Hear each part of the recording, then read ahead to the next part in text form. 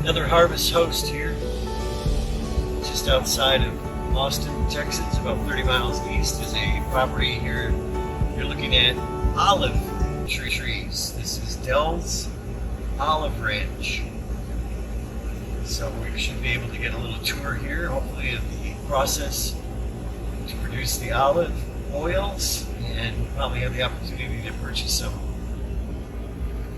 great products. They've got us parked back here, I think, under that awning over there, which is awesome. So, how did you come up with the name Dell's Olive Orchard? In 1989, when I was the chef in Fort Worth, Texas, I had the group coming in, Texas Realtors Association. And there was a bunch of young lady meeting planners, and we had a meeting to go over all their special food needs. At the end of the meeting, I asked the young lady across the table from me if she would like to go to dinner. Her name was Renee, and she became my wife. About a month later, I got to meet her grandmother. Her grandmother's name was Dell, and I quickly became Dell's favorite. And that's why we named the orchard Dell's Favorite. That's awesome. And is Grandma still with us? So did she have an opportunity to experience the? She did not. Oh, but I'm sure she's in heaven looking down and blessing all the olives. Oh yeah, yeah. She was the greatest lady in the world. I Oh, that's love awesome. to listen to her stories. That's awesome. So in 2011, we came down on vacation to Fort Worth, Dallas, and Kansas City to visit her folks. And my wife said, I want to go down and visit Ava and Jeff, her cousin that lives about a quarter of a mile that way. And we did, and we came down the road here and stopped out there, and this property was for sale. How many acres is this? 32 acres. And my wife reminded me that we needed to place the land someday. And so we bought the property in 2011. Then we moved again.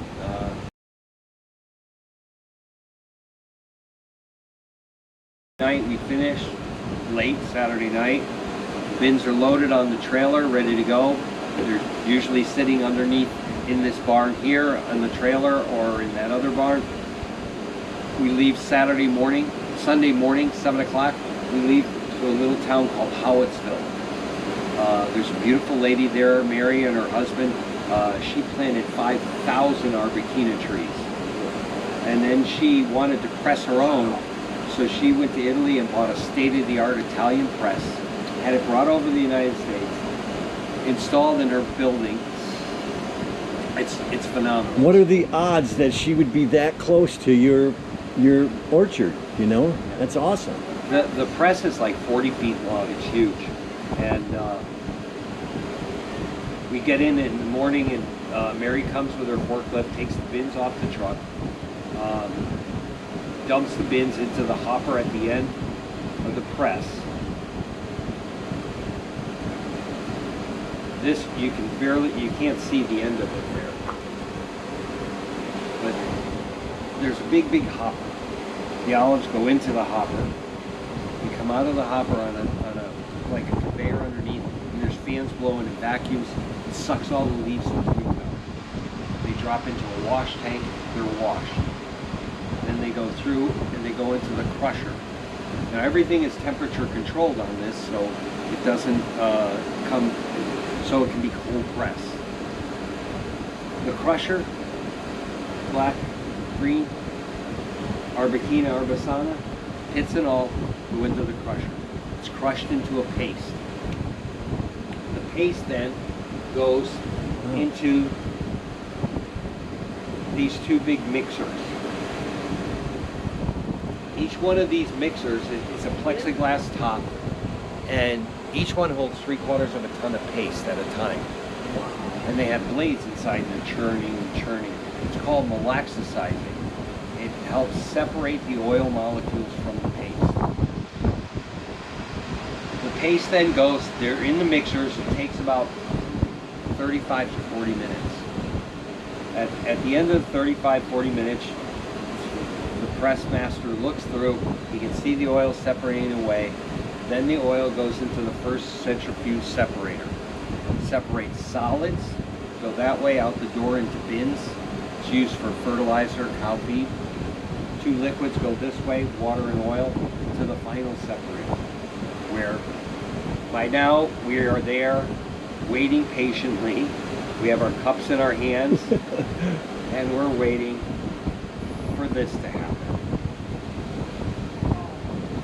Everybody in the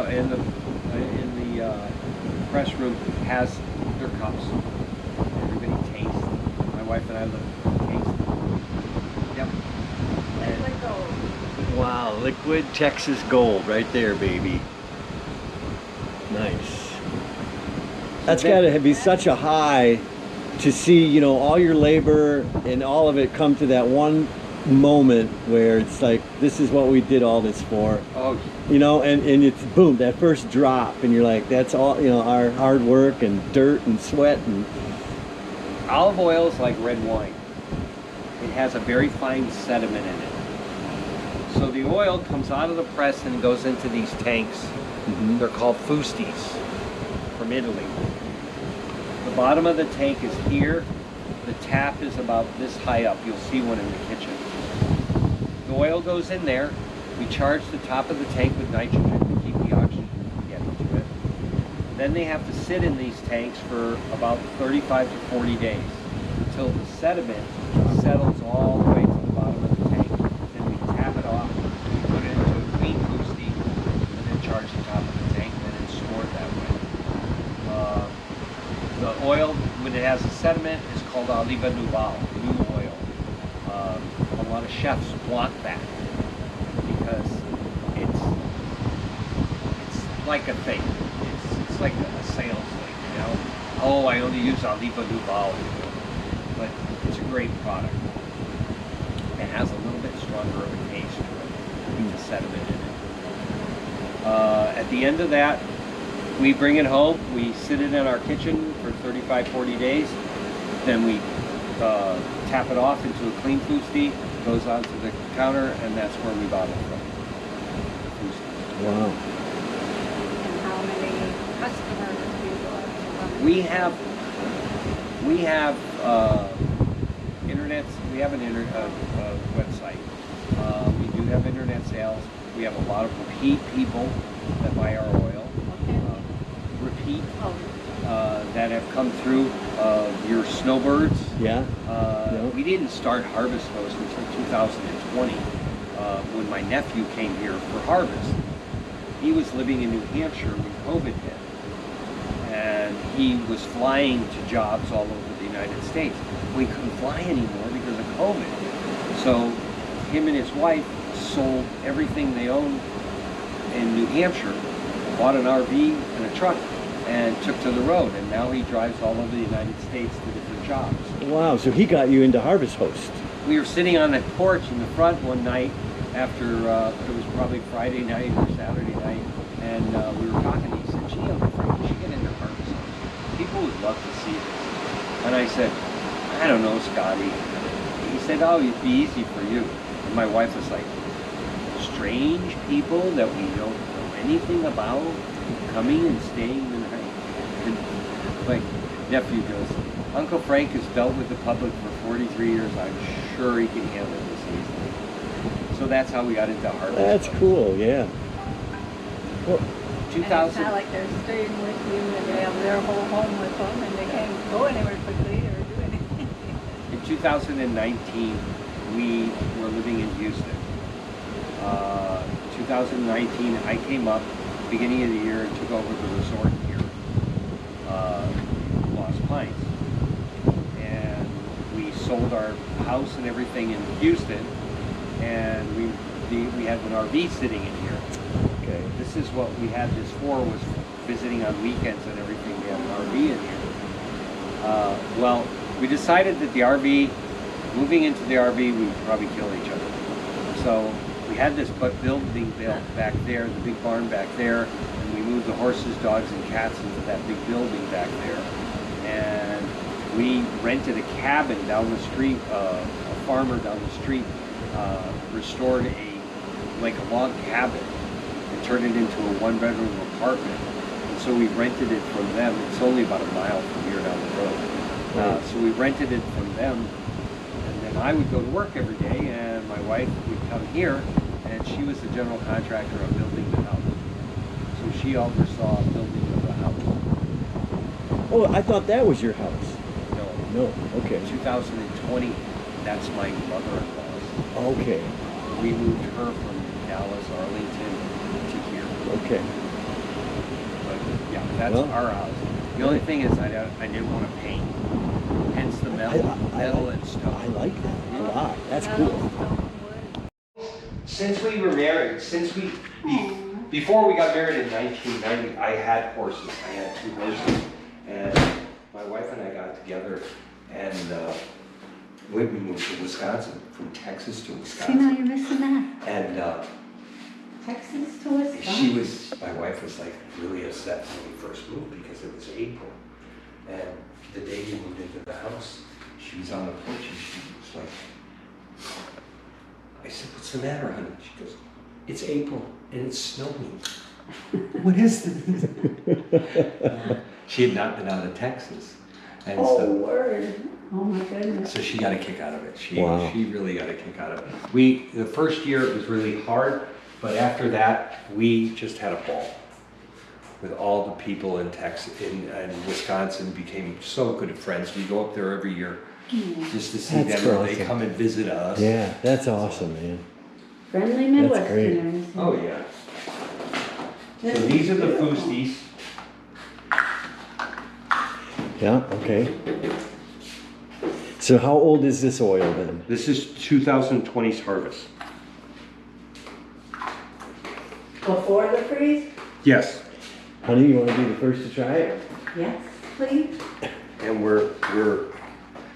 we are friends, very, very good friends, with an orchard just south of San Antonio, Victoria, who have the same blend of trees that we have, Arvicina and Arbusana, and we're going to Nice. work with Good. them to get some of their oil to hold us over until our harvest next year. Sweet, buttery flavor. Smooth. I don't think I've ever had an olive oil so smooth. Usually it hits the back of your throat and it kind of burns a little Yeah, bit. this will give you a little spice. This will give you that peppery taste in the back of your throat a little bit. Mm-hmm. Butter. Mm. Taste butter. Yeah, this is So very good. silky smooth. Wow. Nice job. And these are the Foosties that I was telling you about. that Okay. come out of. I don't know where you want me to put that. I'll take that from you. Well, thank you. You're welcome. Delicious. Yeah. So this is the same over here. Yep. Awesome. Harvested olives. How many olives does it take to make a bottle of olive oil? Figuring an average of 114 olives per pound and 50 pounds of olives to make a gallon of olive oil. So 5,700 olives per gallon. An average hand picker picks about 15 pounds of olives an hour. So to pick 50 pounds of olives takes 3 hours and 20 minutes. Your volunteers. A gallon of olive oil can fill 15 250 milliliter bottles. 13.33 minutes to pick enough olives for a single 250 milliliter bottle of olive oil. Well, that's wild. It takes, yes. Labor. And you'll notice some of the trees are newly planted and some are about 5.5, maybe 6 feet tall. Frank was telling us that back in last year, if you all recall, in Texas, they had that big freeze and snowstorm and they lost all power and were without power and water in many cases because the wells around here are mostly, you know, they're wells and they you need electricity to pump out your water. Luckily, Frank had a generator and was able to provide water for neighbors up and down the road here where he lives. But what happened with the freeze, they got 12 inches of snow, and then it plummeted from 28 degrees to 4 degrees, and it killed off, I forget how many trees, but almost all, he lost 1,200 trees in his orchard. So you'll notice here the stumps, that is the tree that Frank had to cut off, and now he's planted a new one. He planted 600. Planted 600 new trees, but the trees that he lost were like 15 to 16 feet tall, and they were producing some really awesome fruit. So this will come back, he said, what, Vicky, in like next year. Well, next year it should flower and get some fruit on some of these bigger trees here. But it's a labor of love, and nature is, of course, your adversary, or it can be your best friend. But it all depends on what Mother Nature brings your way. And that's just part of farming and part of owning an orchard, much like a winery or anything else. But we're excited. We bought 3 bottles, right, Vicki, of the olive oil. Gallons of olive oil, and then a packet of the seasonings for dipping bread. Yeah, so tonight for dinner, we're going to make dinner. We're going to have some dipping and try it all out. But this is a great harvest host. Highly recommend it. Like I said, we're about 30 miles east on Highway 290, just off of Highway 290 going to Houston. So if you're looking for a nice place to stay and experience you know what it's all involved in the processing of olive oil, it's cool. I learned a lot, didn't you? I mean, I did a lot of stuff. That's fantastic. That's one of the nice things about traveling and going to harvest hosts, is that you get to experience so many different types of farms and viticulture, or what I'm trying to say, you know, different types of apple orchards and vineyards and breweries and stuff like that. So it's an experience within an experience that you normally wouldn't get if you were going just to a typical RV park. And then, you know, look at how nice this is. We get to stay here free, and he backs us up underneath this beautiful covered canopy, so we're out of the sun and the heat. And and he provides 30 amp hookups for $5. So, And he gave us some water because we had run out. But the important thing, besides the olives, of course, is 4 beautiful puppies, 3 gorgeous horses, and 12 kitty cats. thanks for watching our channel. Please subscribe if you'd like to see more, and don't forget to hit that bell so that it notifies you via email whenever we upload a new video. Thanks for watching, guys. Take care.